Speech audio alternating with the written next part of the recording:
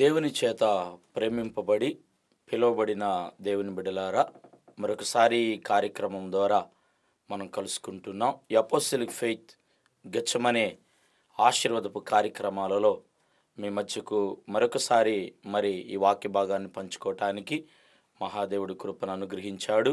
చూద్దాం, ఈ దినము నూతనంగా ఈ పరమగీతాల పుస్తకం 5వ అధ్యాయము 12వ వాక్య భాగంలో షోలమతి సొలొమోను గారిని అనగా తన ప్రియుని ఆమె ఎలాగా వర్ణించి పోలుస్తున్నదంటే, నదీ తీరమున ఉన్నాడు. కీర్తనాగారుడు కూడా తన కీర్తన ప్రారంభించేటప్పుడు నీటి కాలువల ఏరన నాటబడిన చెట్టు ఆకు వాడక ఫలించిద్ది అని, నువ్వు ఫలియటానికి, నువ్వు ఆశీర్వదింపబడటానికి, మీరు దీవించబడటానికి ఆయన నదీ రూపంలో నీ గుడారంలోనికి ఆయన ప్రవేశిస్తూ ఉన్నాడు. వాక్య భాగాన్ని మనం ధ్యానించుకుందాము. కీర్తన గ్రంథము 46వ కీర్తన 4వ వాక్య భాగాన్ని మనం చదువుకున్నప్పుడు, ఒక నది కలదు, దాని కాలువలు దేవుని పట్టణమును సర్వోన్నతిని మందిరపు పరిశుద్ధ స్థలములో సంతోషపరచుచున్నవి. ఒక నది కలదంట. ఈ నది ఎలాగ వస్తూ ఉన్నదంటే సంతోషంగా వస్తుందంట. దేవునికి మహిమ కలుగును గాక. హల్లెలూయా. ఈ నది ఎలాగ ఉన్నది, ఈ ఆశీర్వాదముతో మన కుటుంబాల్లోకి, మన జీవితాల్లోనికి ప్రవేశిస్తున్నదంటే సంతోషం ఇవ్వటానికి సంతోషంగా వస్తూ ఉన్నదంట. అనగా ప్రియులారా, సంతోష నదిగా ఆయన మీ మధ్యకు వస్తున్నాడు. మిత్రమా, ప్రియులారా, ఈ గచ్చమనే ఆశీర్వాదపు కార్యక్రమాలను చూచి విని విశ్వాసం ఉంచుతున్న దేవుని బిడ్డలారా, మీ కుటుంబాలు సంతోషాన్ని కోల్పోయారా? సంతోషం లేకుండా ఉన్నారా? అపవాది మిమ్మల్ని బలహీనపరుస్తూ ఉన్నాడా? అపవాది మిమ్మల్ని శోధిస్తూ ఉన్నాడా? దేవుని వాక్యములో ఈ నది ప్రభు అయిన యేసుక్రీస్తు వారై ఉన్నాడు. నీ ఇంటిలోనికి ఆయన ఎలాగా వస్తున్నాడు, ప్రవేశిస్తున్నాడు అంటే వాక్యంలో చదువుతున్న సంతోషాన్ని ఆయన తీసుకొని వస్తున్నాడు. ఈ కార్యక్రమాన్ని వింటున్న నీతో దేవుడు మాట్లాడుతున్నాడు. సంతోషాన్ని కోల్పోయావా? సంతోషంగా మీరు లేరా? సంతోషానికి దూరంగా ఉన్నారా? దుఃఖముతో, వేదనతో నలిగి వేసారి మీ జీవితాల్లో ఉన్నట్లయితే వాక్య భాగములో మనం చదువుకుంటున్నాం. ప్రియులారా, యెషయా గ్రంథము 60వ అధ్యాయము 20వ వాక్య భాగములో ప్రియులారా, ఆ కింద 3వ లైన్ని మనము చదువుకున్నప్పుడు అక్కడ ఈ విధంగా రాయబడుతూ ఉన్నదండి. నీ దుఃఖ దినములు సమాప్తములగును, నీ జనులందరూ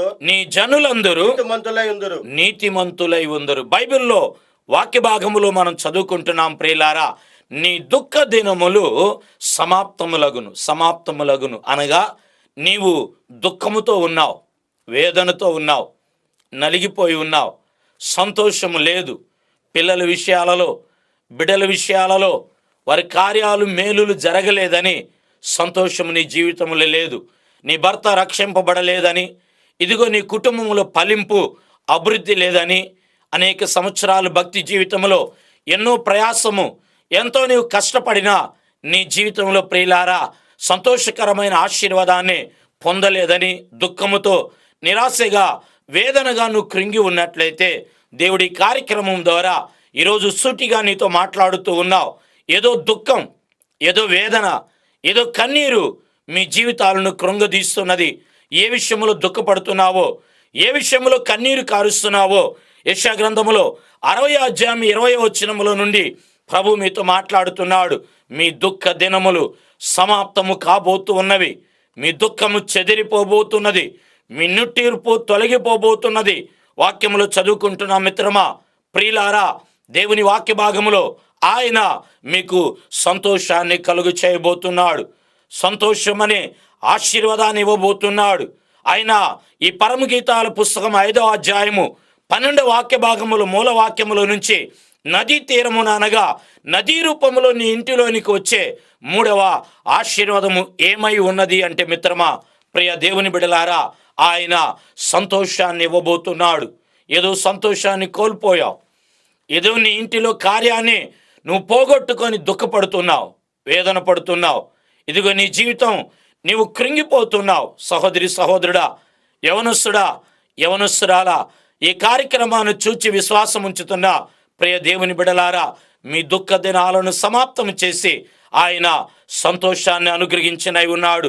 వాక్యములో కీర్తన గ్రంథము 126 కీర్తన 5, 6 వచనాలను మనం చదువుకున్నప్పుడు అక్కడ ఈ విధంగా రాయబడుతూ ఉన్నదండి. కన్నీళ్లు విడుచుచు విత్తువారు కన్నీటితో విడుచుచు విత్తువాడు సంతోష గానముతో కోసెదరు. పంట కోసెదరు. పిడికిలి విత్తనము చేత పట్టుకొని ఏడ్చుచూ పోవు విత్తువాడు సంతోష గానము చేయుచు పనలను మోసుకొని వస్తాడు. దేవునికి మహిమ కలుగును గాక. ప్రియులారా, దేవుడు ఈరోజు ఈ కార్యక్రమం ద్వారా సంతోషాన్ని కోల్పోయిన నీతో దేవుడు మాట్లాడుతున్నాడు, సంతోషాన్ని ఇవ్వబోతున్నాడు. నువ్వు పిడికిలి విత్తనం పట్టుకొని కన్నీటితో విత్తనము నువ్వు విత్తావు, సంతోష గానములతో పనలను మోయబోతున్నావు. నువ్వు పెట్టుబడి కొంచెమే పెట్టావు, ప్రార్థించి ఉన్నావు. నీ బిడ్డల విషయంలో, కుటుంబ విషయంలో, నీ సేవా విషయాలలో అనేక ఆశలు, ఆలోచనలు కలిగి ఉన్నావు. నా స్థితి కొంచెమే, నా దగ్గర ఉన్నది కొద్దిగే, నేను కన్నీటితో విత్తానని నీవు ఆలోచన కలిగి ఉన్నావు.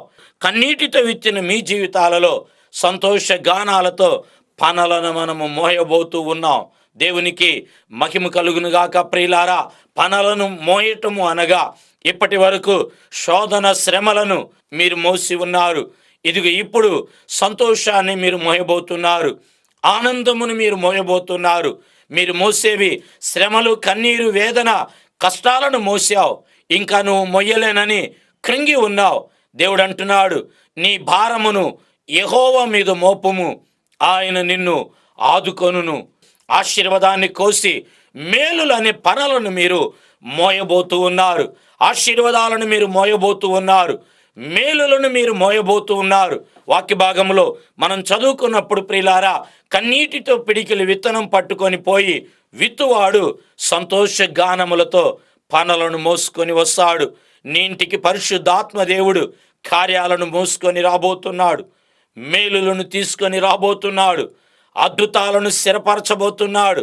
నీ వేదన, దుఃఖ దినాలను సమాప్తము చేయబోతున్నాడు. ఎలాగనగా ఆ నది యోహాను సువార్త 7:38 ఆయన యందు విశ్వాసం ఉంచితే కడుపులో నుండి జీవ జల నదులు పారును. సంతోషముతో ఆయన నదీ రూపంలో నీ ఇంటిలోనికి రాబోతున్నాడు.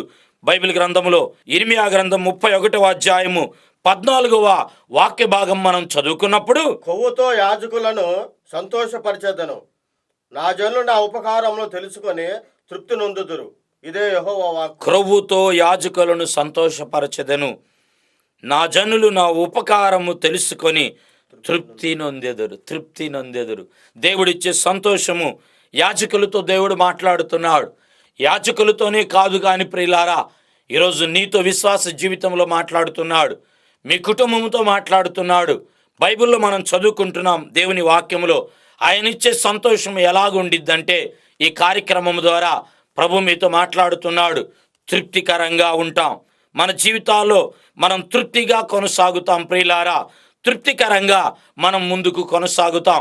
బైబిల్లో 103వ కీర్తన 5వ వచనములు మనం చదివినప్పుడు, మేలుతో నిన్ను తృప్తిపరచెదనని, ఈ నది సంతోషముతో ఎప్పుడు నీ ఇంటికి వస్తుందో, ఈ నది సంతోషముతో ఎప్పుడు నువ్వు సంధిస్తుందో ప్రియులారా, అప్పుడు నీకు తృప్తికరమైన ఆశీర్వాదం, తృప్తికరమైన మేలు, తృప్తికరమైన జీవితాన్ని మీరు అనుభవిస్తారు. ఆశీర్వాదాలను మీరు పొందుకోబోతున్నారు. మీరు మరొకరించి తలలోంచినట్లయితే ప్రార్థన చేయబోతున్నాను. విశ్వాసం ఉంచండి, అది నెరవేర్చబడబోతున్నది. ప్రేమ కలిగిన మా తండ్రి, కృప కలిగిన మా దేవా, స్తోత్రాలు. ఇంతవరకు వాక్యములో నుంచి మాట్లాడారు. నీ ప్రియులు ఈ రోజున ఈ కార్యక్రమాన్ని చూసి తిలకించి ప్రభువా, ఏ కార్యం నిమిత్తం ఆశించి ఎదురు చూస్తున్నారో, ఉద్యోగమా, వ్యాపారమా, అయా ఇదిగో తండ్రి గర్భఫలమా, ఆర్థిక పరిస్థితి, కోర్టు సమస్య, స్థలమా, ఇల్లు నిర్మాణమా, సమాధానమా, బిడలు లేని గర్భఫల స్థితి, అయా మీరు జ్ఞాపకం చేసుకొనండి. యేసు నామములో ఈ కార్యక్రమం ఏ ఇంటిలో ఉన్నదో విడుదలిచ్చి ఆశీర్వది, బలపరిచి నడిపి తండ్రి, ఈ మాటలు విని విశ్వాసం ఉంచిన వారి జీవితాల్లో నదీ రూపమైన ఆశీర్వాదాన్ని అనుగ్రహించి ప్రభువా, వారి కడుపులో నుండి జీవజల నదులను పారచేసి విశ్వాసముతో ఆశించి ఎదురు చూసిన ఈ కార్యక్రమాలన్నిటిని కూడా మీరు నెరవేర్చి మీ నామానికి మహిమ తెచ్చుకొనమని